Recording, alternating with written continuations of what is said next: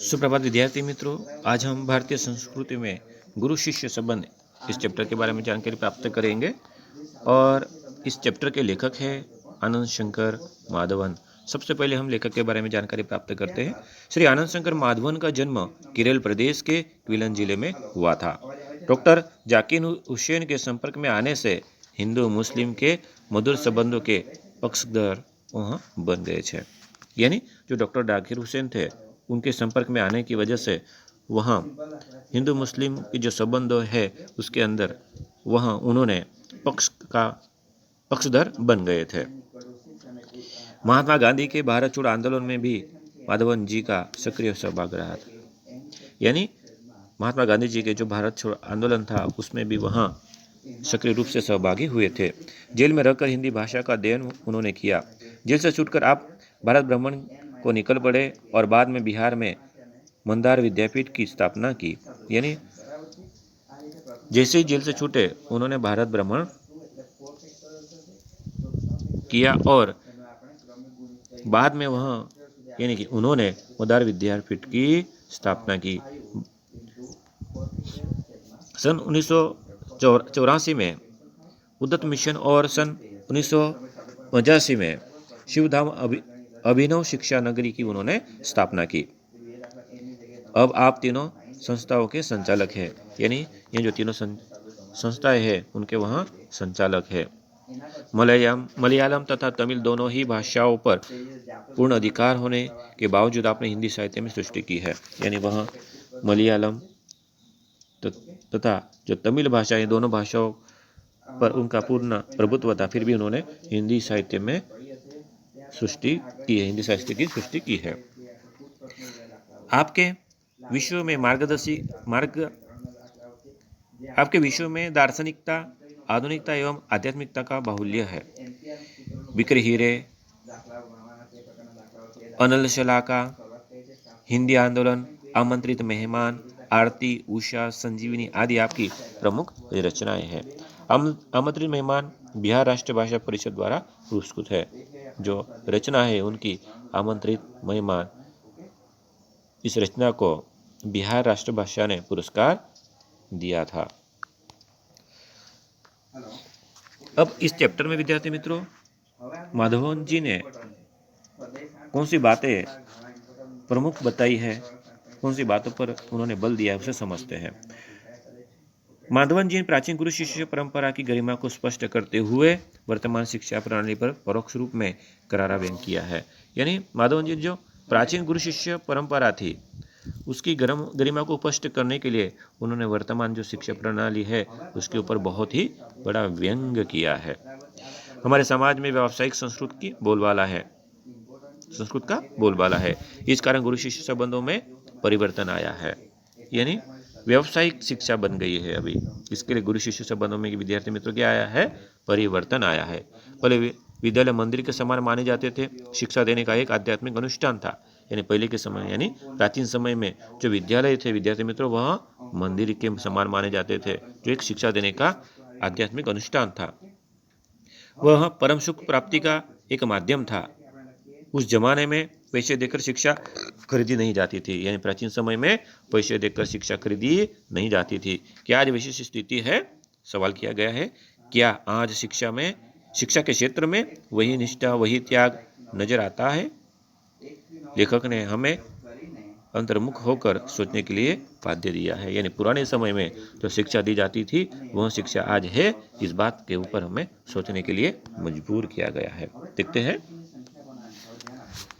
हमारे समाज में व्यावसायिक संस्कृति की बोलबाला है।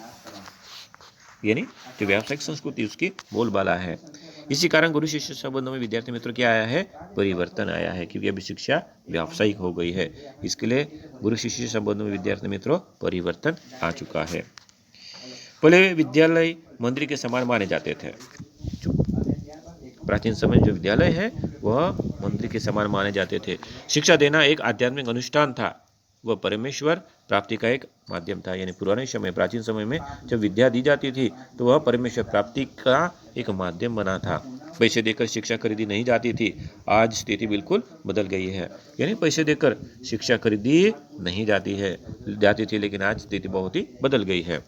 और अब शिक्षण कार्य पेट पालने का साधन बन गया है। और आज के समय में जो शिक्षण कार्य है वह बस पेट पालने का एक साधन बन गया है। जिसे भारतीय संस्कृति कहा जाना चाहिए वह आज भारतीय मानसिक क्षितिज में क्रियाशील नहीं है। यानी जिसे भारतीय संस्कृति कहा जाना चाहिए, लेकिन आज पूरी परिस्थिति बदल चुकी है। आज एक प्रकार की अव्यवस्थित व्यावसायिक संस्कृति व्याप्त है, जिसकी जड़ शायद यूरोप में है। यानी आज हमारे देश के अंदर जो बातें हैं वह यूरोप की संस्कृति से आई है, ऐसा लेखक का कहना है। भारतीयों के सार्वजनिक व्यवहार में गुरु शिष्य संबंध का भी तदनुरूप परिवर्तन हो गया है। यानी अब यूरोप की संस्कृति की वजह से जो भारत के गुरु शिष्य के संबंध है उसमें भी क्या हुआ है विद्यार्थी मित्रों, परिवर्तन आ गया है। यह गुरु वेतनभोगी बन गए, वो वेतनभोगी नहीं थे और न शिष्य को ही शुल्क देना पड़ता था। यानी पहले के समय यानी भारत देश के अंदर जो गुरु थे वो वेतनभोगी नहीं थे और न ही जो शिष्य थे उन्हें शुल्क यानी कोई फीस देनी पड़ती थी। पैसे देकर विद्या खरीदने की यह क्रय विक्रय पद्धति निस्संदेह उस भारतीय मिट्टी का उपज नहीं है। यानी पैसे देकर विद्या खरीदना यह भारतीय संस्कृति नहीं हो सकती है। शिक्षणालय एक प्रकार के आश्रम अथवा मंदिर के समान थे। यानी पुराने समय में जो शिक्षणालय या आश्रम थे वह मंदिर के समान थे। गुरु को साक्षात परमेश्वर ही समझा जाता था। शिष्य पुत्र से अधिक प्रिय होते थे। जो गुरु थे उन्हें परमेश्वर माना जाता था और जो शिष्य थे उन्हें वह गुरु को अपने पुत्र से भी अधिक प्रिय होते थे। यह सम्मान मिलना ही शक्ति पाने का रहस्य है। प्राचीन काल में गुरु शिक्षा दान क्रिया उनका आध्यात्मिक अनुष्ठान थी, परमेश्वर प्राप्ति का उनका एक माध्यम था। वह आज पेट पालने का जरिया बन गया है। लेकिन आज जो शिक्षा दी जाती है वह शिक्षा तो विद्यार्थी मित्रों बस अपना पेट पालने का एक जरिया बन चुकी है। यहाँ पर बताया गया कि पेट पालने का जरिया बन गई है। प्रारंभ में विवेकानंद को भारत में महत्वपूर्ण स्थान प्राप्त नहीं हुआ, पर जब उन्होंने अमेरिकन नाम कमा लिया तो भारतवासी दौड़े मालाएं लेकर स्वागत करने। यानी शुरुआत में जो विवेकानंद जी थे उन्हें भारत में अच्छा स्थान नहीं मिला, महत्वपूर्ण स्थान नहीं मिला, लेकिन जब अमेरिका के उन्होंने अपना नाम कमा लिया तब जो भारतीय थे मालाएं लेकर उनका स्वागत करने के लिए दौड़े। रविंद्रनाथ ठाकुर को भी नोबेल पुरस्कार मिला तो बंगाली लोग दौड़े यहाँ राग अलापते हुए। जब रविंद्रनाथ ठाकुर को नोबेल पुरस्कार मिला तब जो भारतीय लोग थे एक राग अलापते हुए दौड़े और राग था अमादेर ठाकुर अमादेर कठोर सबूत। जो यह सूत्र बोलते हुए आगे बढ़ते हैं। दक्षिण भारत में कुछ समय पहले तक भरतनाट्यम और कथकली को नहीं पूछता था, पर जब उसे विदेश में मान मिलने लगा तो आश्चर्य से भारतवासी सोचने लगे, अरे हमारे संस्कृति में इतनी अपूर्व चीज भी पड़ी थी क्या। यानी दक्षिण भारत में जो भरतनाट्यम और कथकली बहुत ही प्रख्यात है, लेकिन उसे कोई पूछता नहीं था। लेकिन जब विदेश में उसे बहुत ही सम्मान मिला तब हमें पता चला कि हमारी संस्कृति में इतना अपूर्व चीज भी है। यहाँ के लोगों को अपनी खूबसूरती नजर नहीं आती, मगर पराये के सदस्य को देखकर मोहित हो जाते हैं। यानी पराये के सौंदर्य को देखकर वहाँ मोहित हो जाते हैं। यानी कहने का मतलब हमें हमारी सुंदरता, हमारी जो चीज़ है वो उसमें सुंदरता नजर नहीं आती, लेकिन हम पराई सुंदरता से सौंदर्य से क्या हो जाते हैं विद्यार्थी मित्रों, मोहित हो जाते हैं। जिस देश में ज्ञान पाने के लिए मैक्स मुलर, याद रखिएगा विद्यार्थी मित्रों, मैक्स मुलर ने जीवन भर प्रार्थना की, उस देश के निवासी आज जर्मनी और विलायत जाना स्वर्ग जाने जैसा अनुभव करते हैं। यानी मैक्स मुलर जैसा साहित्यकार यहाँ पर आता है, भारत में रहता है, लेकिन हम जर्मनी और विलायत जाना चाहते हैं और उसे स्वर्ग मानते हैं। ऐसे लोगों को प्राचीन गुरु शिष्य संबंध की महिमा सुनाना गधे को गणित सिखाने जैसा व्यर्थ प्रयासी हो सकता है। यानी ऐसे लोगों को अगर मैं कुछ प्राचीन गुरु शिष्य संबंध के बारे में बताऊं तो वह क्या होगा विद्यार्थी मित्रों, गधे को गणित सुनाने जैसा होगा, यानी व्यर्थ प्रयास होगा, ऐसा वहाँ कहते हैं। आगे देखते हैं। एक बार सुप्रसिद्ध भारतीय पहलवान गामा मुंबई आए। अब जो गामा है वह एक पहलवान है। कामा पहलवान की बात यहाँ पर की कि वह मुंबई आए। उन्होंने विश्व के सारे पहलवानों को कुश्ती में चैलेंज दिया। यानी जो गामा है वह मुंबई आए और विश्व के सारे पहलवानों को उन्होंने चैलेंज दिया।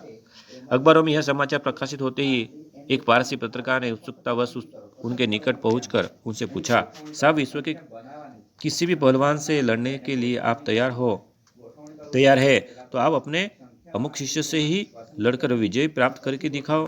यानी जो पारसी पत्रकार है वो कहता है कि भाई, आप विश्व के सभी पहलवानों को चैलेंज दे रहे हो, उससे तो अच्छा है कि आप अपने शिष्य से ही क्यों नहीं लड़कर विजय प्राप्त कर लेते। हम आजकल के शिक्षा क्रम में रंगे नहीं थे, यानी आज की शिक्षा का उनके ऊपर कोई असर नहीं हुआ था, इसलिए उन्हें इन शब्दों ने हैरान कर दिया। आंखें फाड़कर उस पत्रकार का चेहरा ताकते रह गए। बाद में धीरे से कहा, भाई साहब, मैं हिंदुस्तानी हूँ, हमारा अपना एक निजी रहन सहन है। पहले तो आंखें फाड़ के उस पत्रकार की ओर देखते रहे और कहा कि भाई साहब, हम हिंदुस्तानी हैं और हमारा एक निजी रहन सहन है। शायद इससे आप परिचित नहीं है, यानी हमारा एक नियम है और शायद आप इससे परिचित नहीं है। जिस लड़के का नाम आपने लिया वो मेरे पसीने की कमाई है। यानी आप जो शिष्य की बात कर रहे हो वो मेरे पसीने की कमाई है, मेरा खून है और मेरे बेटे से भी अधिक प्यार है इसमें, और मुझ में फर्क ही कुछ नहीं है। यानी जो मेरा शिष्य है वो मेरे बेटे जैसा ही है और मुझ में और उसमें कोई फर्क नहीं है। मैं लड़ा या वह लड़ा, दोनों एक बराबर ही होगा। यानी मैं लड़ूं या मेरा शिष्य लड़े, वो एक ही कहा जाएगा। हमारी इस परंपरा को आप समझने की चेष्टा कीजिए, यानी हमारी जो भारतीय परंपरा है उसे समझने की चेष्टा यानी कोशिश कीजिए। हम लोगों को वंश परंपरा से शिष्य परंपरा अधिक प्रिय है। हम वंश परंपरा को नहीं मानते, लेकिन शिष्य परंपरा हमें अच्छी लगती है। ख्याति और प्रभाव में हम सदा यह चाहते हैं कि हम अपने शिष्यों से कम प्रभावी रहे, यानी हम ज़्यादा मान सम्मान पाना नहीं चाहते। हमारी तो बस एक ही इच्छा है कि हमारे जो शिष्य है वो हमसे अच्छे प्रभावी रहे। यानी हम यही चाहेंगे कि संसार में जितना नाम मैंने कमाया उससे कहीं अधिक मेरे पिता कमाए। यानी यहाँ हमारा अलग ही है, जितना मैंने नाम कमाया उससे हमारे अधिक मेरा पिता नाम कमाए, ऐसी हमारी इच्छा है। मुझे लगता है आप हिंदुस्तानी नहीं है। यानी बात जो पारसी पत्रकार उसे कहा जाता है कि भाई, आप जिस तरह से बात कर रहे हो ऐसा लगता है कि आप हिंदुस्तानी नहीं है, इसलिए आप गुरु शिष्य संबंध क्या होते हैं इसके बारे में समझ नहीं पा रहे हो। भारत में गुरु शिष्य संबंध का वह भव्य स्वरूप आज साधुओं, पहलवानों और संगीतकारों में थोड़ा बहुत ही सही पाया जाता है। लेकिन यहाँ पर कहते कि भारत में जो गुरु शिष्य संबंध का जो भव्य रूप था वह किस में देखने मिलता है विद्यार्थी मित्रों? तो उन्हें बताया साधु, पहलवान और संगीतकार में थोड़ा सा पाया जाता है। भगवान रामकृष्ण बरसों योग्य शिष्य को पाने के लिए प्रयत्न करते रहे। उनके जैसे व्यक्ति को भी उत्तम शिष्य के लिए रो रो कर प्रार्थना करनी पड़ी थी। यानी भगवान राम की यहाँ पर बात की गई, राम और कृष्ण की बात की गई है कि उन्हें अच्छे शिष्य के लिए भी बहुत ही क्या करनी पड़ी थी विद्यार्थी मित्रों? प्रार्थना करनी पड़ी थी। इसे समझा जा सकता है कि एक गुरु के लिए उत्तम शिष्य कितना महंगा और महत्वपूर्ण है। यानी इससे आप समझिए कि एक गुरु के लिए शिष्य कितना महंगा और महत्वपूर्ण होता है। संतान प्राप्ति वर्ग उन्हें दुख नहीं देता, पर बगैर शिष्य के रहने के लिए वे एकदम तैयार नहीं होते। यानी संतान प्राप्ति न हो तो चलेगा, उससे कोई दुख नहीं होता, लेकिन बगैर शिष्य का रहना किसी को अच्छा नहीं लगता। इस संबंध में हेवा निशा का एक कथन सदा स्मरणीय है। उन्होंने कहा था, मेरे अनुयायी लोग मुझसे कहीं अधिक महान है और उनकी जुतियाँ होने की योग्यता भी मुझ में नहीं है। यानी यहाँ पर जो हेवा निशा है उसकी एक बात बहुत ही अच्छी थी कि उन्होंने कहा था कि मेरे अनुयायी लोग मुझसे कहीं अधिक महान है और उनकी जुतियाँ होने की योग्यता भी मुझ में नहीं है। यानी उन्होंने अपने शिष्य को महान यहाँ बताने की कोशिश की है। यही बात है, गांधी जी बनने की क्षमता जिनमें है उन्हें गांधी जी अच्छे लगते हैं और वे ही उनके पीछे चलते हैं। यानी जिसे जो अच्छा लगता है, यानी गांधी जी बनने की जिसमें क्षमता है उन्हें वो गांधी जी क्या लगेंगे विद्यार्थी मित्रों? अच्छे लगेंगे और वही उनके रास्ते पर चलेंगे। विवेकानंद सिर्फ उन्हें पसंद आएगी जिसमें विवेकानंद बनने की अद्भुत शक्ति ही थे, और उन्हें ही विवेकानंद अच्छे लगेंगे जिनमें विवेकानंद बनने की शक्ति है। देखते हैं। कविता के मर्मज्ञ और रसिक स्वयं कवि से अधिक महान होते हैं। यानी जो कविता का सार होता है वह कवि से अधिक महान होता है। संगीत के पागल सुनने वाले ही स्वयं संगीतकार से अधिक संगीत का रसास्वाद करते हैं। यहाँ पूज्य नहीं, पुजारी ही श्रेष्ठ है। यदि पूजा महत्व नहीं है, यहाँ का जो पुजारी वह श्रेष्ठ है। यह सम्मान पाने वाले नहीं, सम्मान देने वाले महान है। यानी सम्मान जो देता है वही व्यक्ति यहाँ पर महान कहलाता है।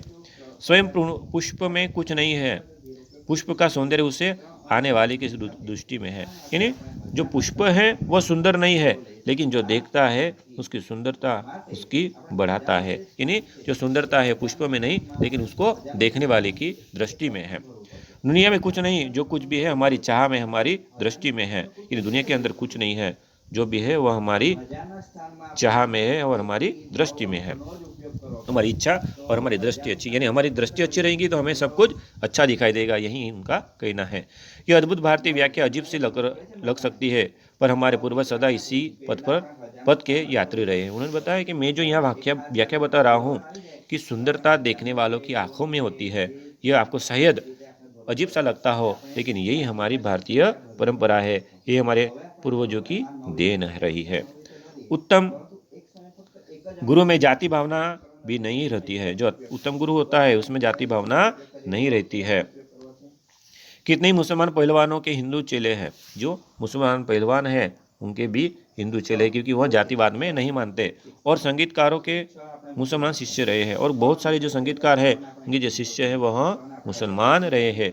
या परक गुण की है, साधना की और प्रतिभा की होती है, भक्ति और श्रद्धा की होती है, कीमत की है, न कि जाति संप्रदाय आचार विचार या धर्म की। यानी यहाँ पर जो भी प्रतिभा है वो गुण की होती है, साधना की होती है और भक्ति की होती है। यहाँ पर जाति संप्रदाय आचार विचार, न कि जाति संप्रदाय और आचार विचार की। यानी यहाँ पर जो भी है वो अपने गुण के ऊपर आधारित है, जाति समाज के इसमें कोई लेना देना नहीं है। मुझे क्या लिखाया था एक विद्वान मुसलमान ने ही। उन्होंने बताया कि मुझे जो सिखाया था, लिखाया था, वह एक मुस्लिम विद्वान ने लिखाया था। उन्होंने कभी नहीं सोचा कि यह हिंदू है और मुसलमान बनाना चाहिए। उन्होंने कभी भी नहीं कहा कि जो मेरा शिष्य है वह क्या है, हिंदू है और मैं उसे मुसलमान बना दूं।